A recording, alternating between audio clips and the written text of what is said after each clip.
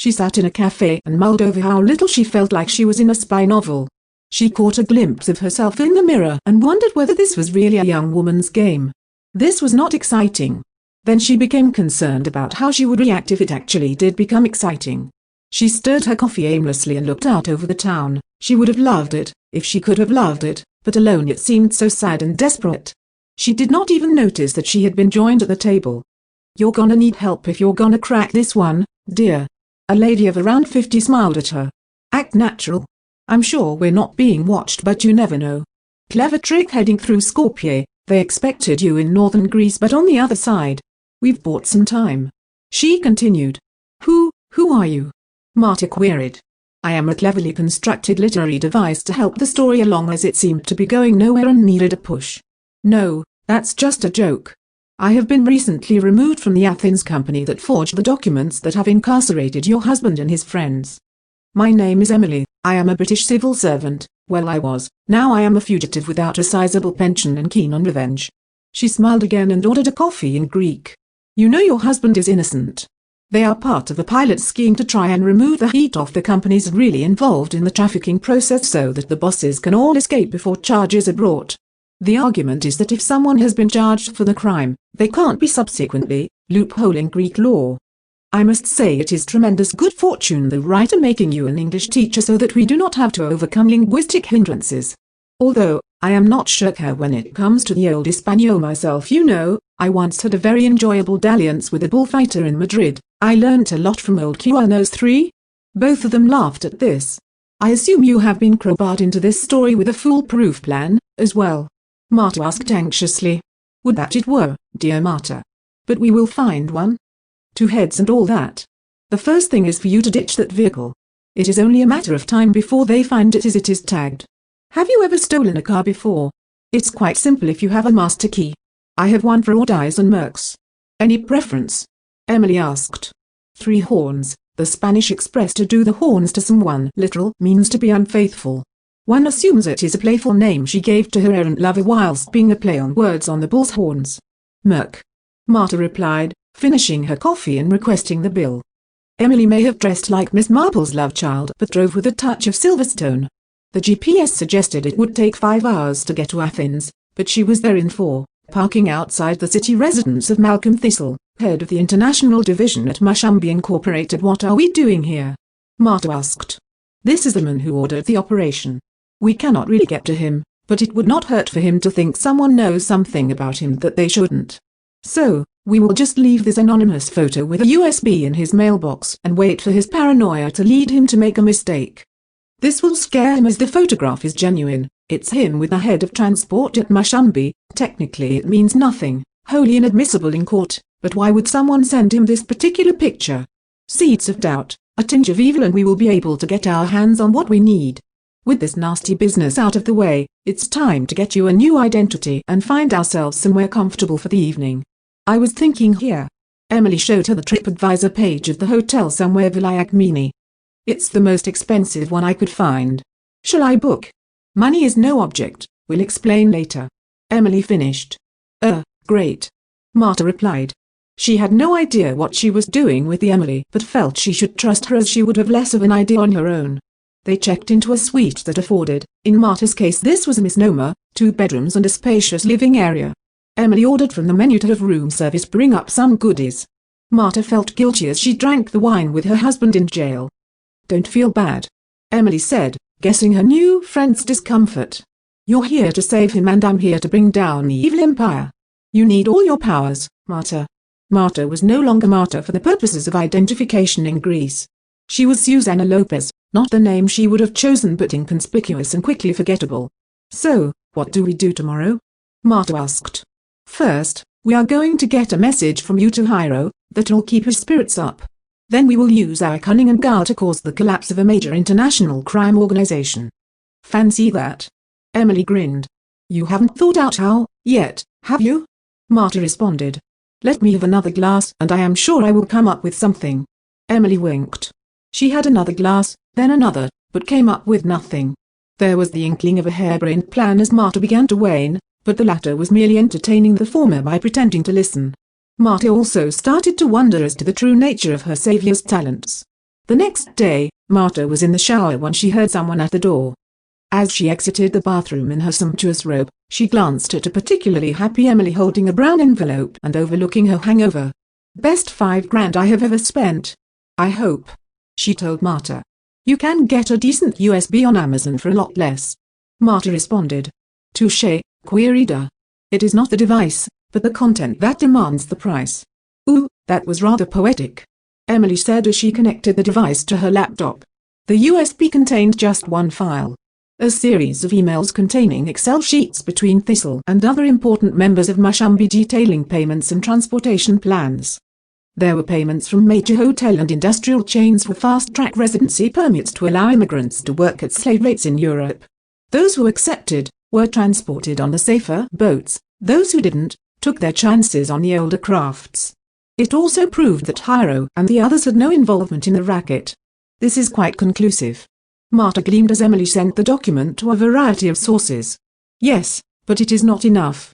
It is only conclusive when coupled with a confession, and at the moment no one is likely to be that stupid. We're going in the right direction. Let's tell Thistle, but first you get to make a video. I have someone on the inside who will make sure it gets to your husband. Keep it clean, though," Emily said. Marta felt stupid making the video. Everything she wanted to say came out cheesy, and the minute she hit send she realized she could have said it all a bit better, a lot better. Emily told her that it would almost certainly be seen by the authorities, so some red herrings would not go amiss. The idea was to make it clear that she had come to save him and had enough information on a certain Francis and would soon be able to bring about her husband's release.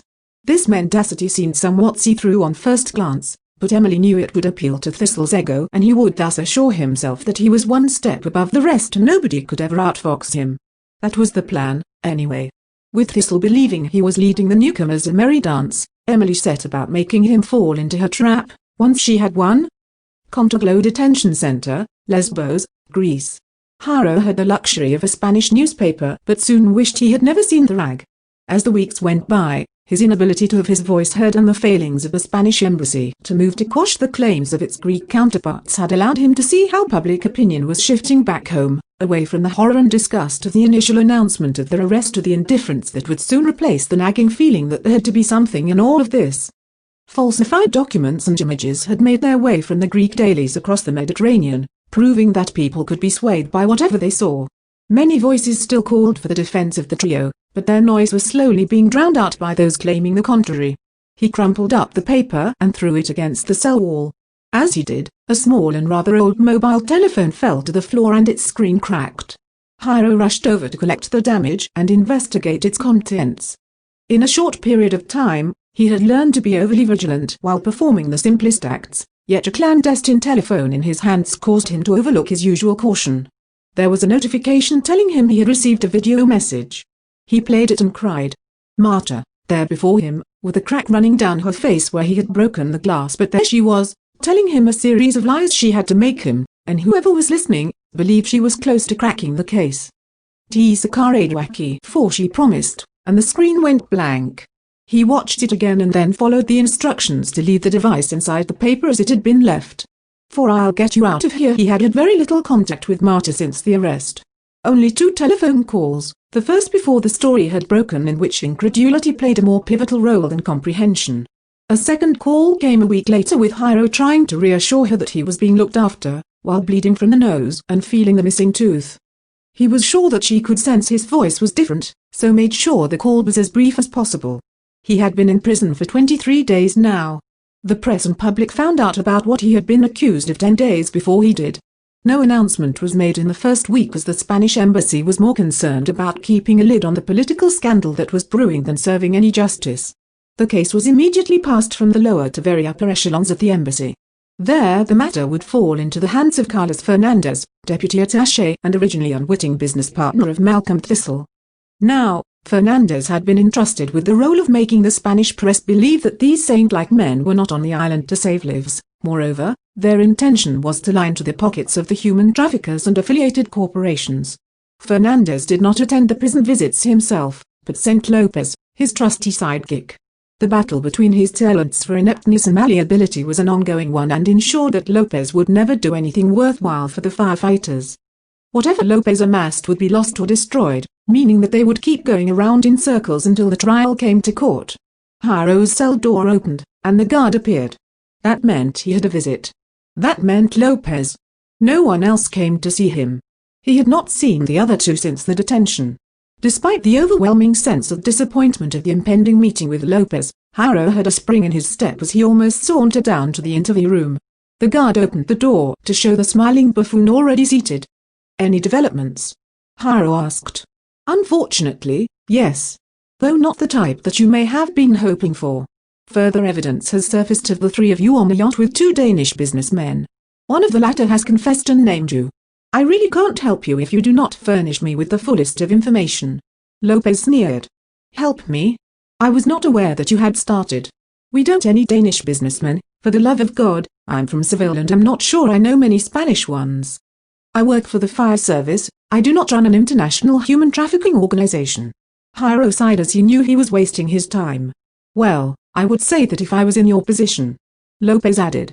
"Answer me this question then. If I am supposedly in charge of this multi-million-euro operation, why do I live in a flat with a 200 grand mortgage and drive a 5-year-old Ford? We still owe 80% of the mortgage." Jairo asked. "Classic low profile, I'd say," was Lopez's response. "Do you actually want to help us? Do you believe we are innocent?" Jairo asked again. "I only believe the evidence I have been presented with, and in your case, it seems somewhat conclusive from where I am sitting." Lopez responded. "Please refrain from visiting me again if you have no intention of assisting me," Jairo said. "If you waive embassy assistance, then the Spanish government will no longer concern itself with your case." Lopez threatened. "I'm better off in here than with you lot. Leave," Jairo ordered. And with that, Lopez collected his things and left the interview room. The guard unshackled Jairo from the chair and led him back to his cell. As he unlocked the door, he whispered into his ear, "No te fies de la embriada, no te fies de nadie 5. Then he placed a finger over his lips to suggest continued silence on the matter. Jairo preferred the time in the cell alone to when he was forced to mingle with the other prisoners. It was a sorry time that he was happier alone with his thoughts than in the company of others. Most of the other inmates were bog-standard criminals. All of a sudden, rapists were getting on their high horses about Jairo's supposed activity. Marta's message comforted him, but he confessed to not having an overwhelming amount of faith in her to bring down the organization. That was no slur on her. Would he know what to do if the situation was reversed? What hurt was the inability to do anything, the fact that nobody would listen. They could get 20 years for something they had never been involved in, and all he could do was sit in the cell and wait for the judge's hammer to fall. 5. Darn it, trust the embassy, don't trust anybody. For the first time in his adult life, Jairo felt like he had no control over the situation he was in, and which was eating away at his scant freedom. Even when he had been left against the elements and at the mercy of the sea, he always felt that he had the wherewithal to get to the other side, to make it back to the boat or to the shore. Even in the darkest moments, even when Francois slipped away from him, he always felt that he would be safe. Now the impotence of being unable to do anything for his cause evoked almost as much distress as the rage inside him at having his entire life ripped away from him while he sat idly in a cell. But what was he supposed to do? He had been convicted before the case had even come to trial. Someone wanted him and the other two to go down for this. Someone high up. Why would they go to so much trouble to create this media circus? What was Marta getting herself into? Where the fuck was their daughter? He cursed Lopez once more and went to sleep. He was awoken at 5 in the morning by the guards coming to do a surprise search. They found the mobile that had a message from Marta, but that was no more, just a couple of Danish contact names. Jairo wondered what was the worst book he had ever read, as this plot was clearly capable of taking it to the cleaners. He was moved to solitary for the next 5 days as the press revealed communications that never took place.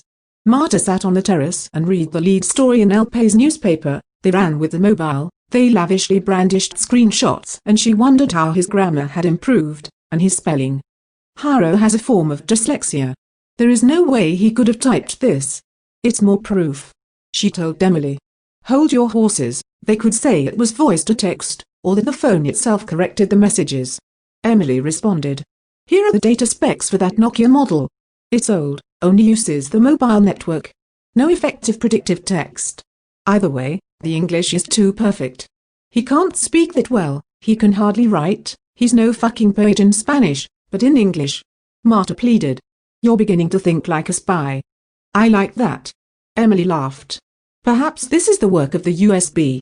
This is a definite slip-up. We're starting to get stuff on them. They need to turn up the heat on Hiro and his mates to speed up the trial process. Fuck. Emily said. What's the matter? Marta asked. I wanted to say expedite instead of speed up. I love that word. Emily said. I'll use expedite in my memoirs. Marta promised. Good, good. They obviously feel that what they have is not enough. They may control the Spanish and Greek embassies, but there has to be a public jury. Justice has to be seen to be done, even if only externally. The defense must be made to look ridiculous. We have to get proof that Thistle, Fernandez and that transport guy all know each other. The more nervous they are, the more likely they will be to chance a meeting. There is a guy at the embassy, Lopez. He is little more than a dog's body for Fernandez, a comedy character in a show with no laughs, but if we can get him to think we have something, he might be clumsy enough to drop Fernandez in it.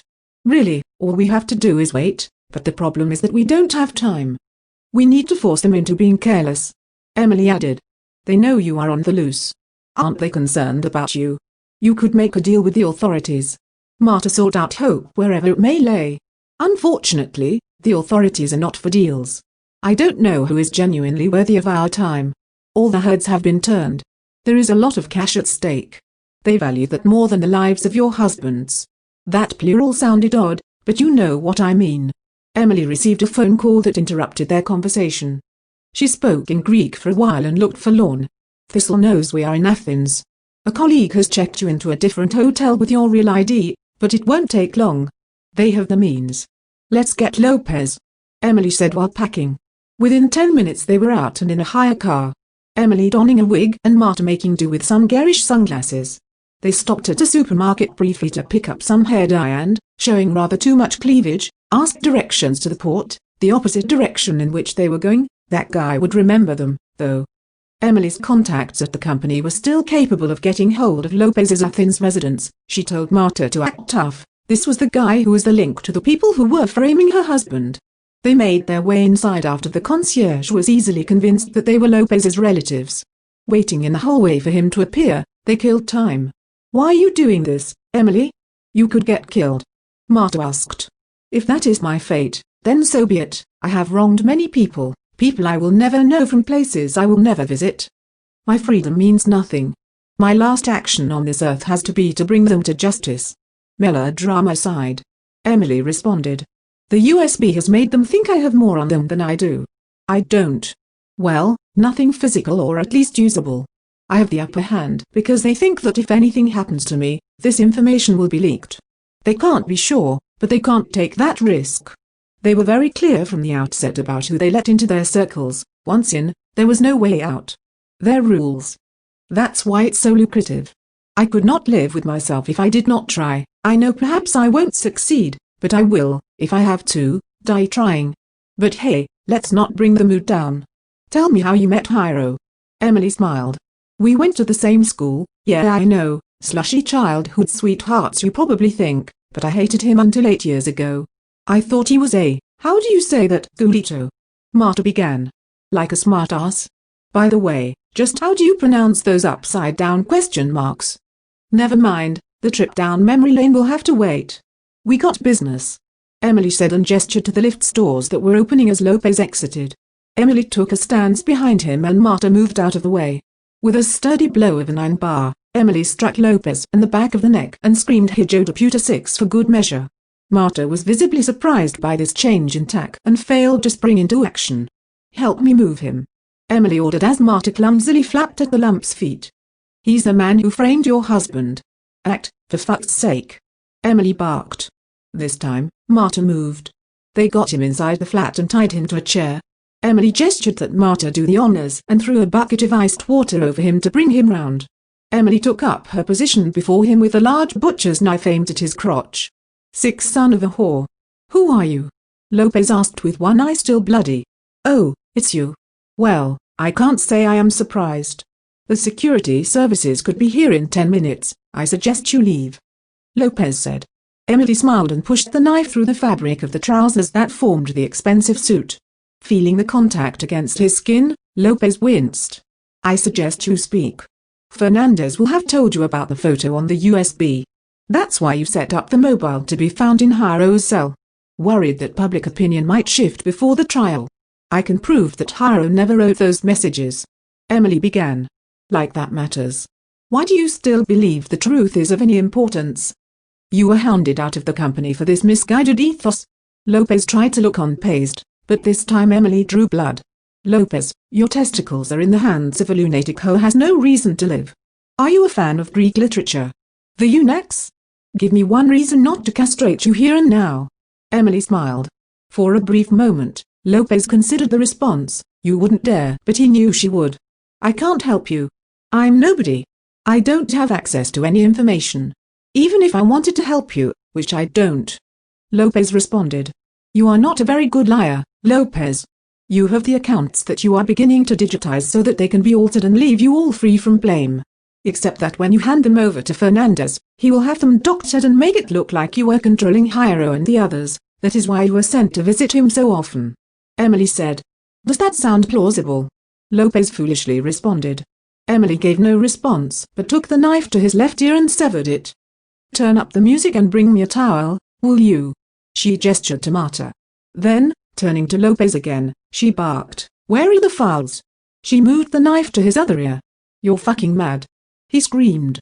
Emily began to tease the knife slowly from his neck down to his crotch. Its sharpness doing away with buttons with ease. Por favor, no. He begged of her as she made a hole in his gusset with the knife. I will take your fucking balls if you do not give me the files. She repeated. Lopez looked at the portrait of his mother and began to weep. Marta clocked him.